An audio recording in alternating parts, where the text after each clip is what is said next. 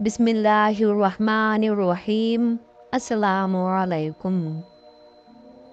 हिजरत नबी सल्लल्लाहु अलैहि वसल्लम के बाद का जिक्र है कि एक दिन हुजूर सल्लल्लाहु अलैहि वसल्लम अपने जानिसारों के हलके में तशरीफ़ फरमा थे।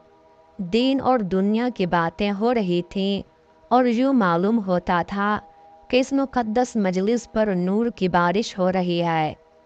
दौरान गुफ्तगू में हुजूर सल्लल्लाहु अलैहि वसल्लम को प्यास लगी। आप सल्लल्लाहु अलैहि वसल्लम ने सहाबा रज़ियल्लाहु अन्हुम से पानी तलब फरमाया। एक खूबसूरत साहिब रसूल जो ज़रा लंगड़ा कर चलते थे, लपक कर उठे और प्याले में पानी भर लाए। यकायक उन्होंने देखा कि पानी में एक बाल पड़ा था। उन्होंने जल्दी से ये बाल निकाल कर बाहर फेंक दिया और साफ पानी हुजूर सल्लल्लाहु अलैहि वसल्लम की खिदमत में पेश किया।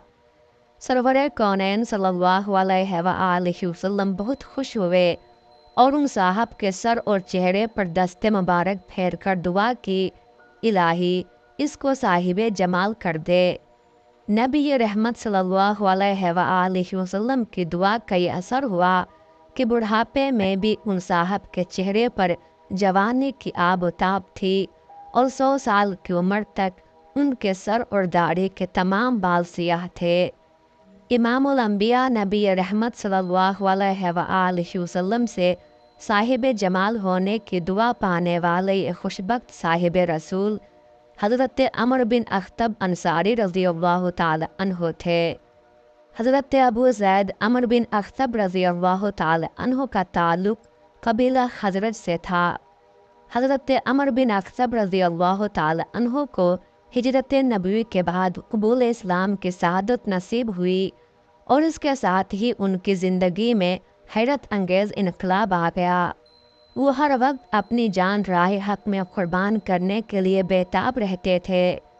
मुस्नद अहमद बिन हम्बल में है कि उन्होंने अहद रिसालत के 13 ग़ज़वात में शिरकत की और हर मारके में नहायत साबित कदमी से दाद शुजाअत दी।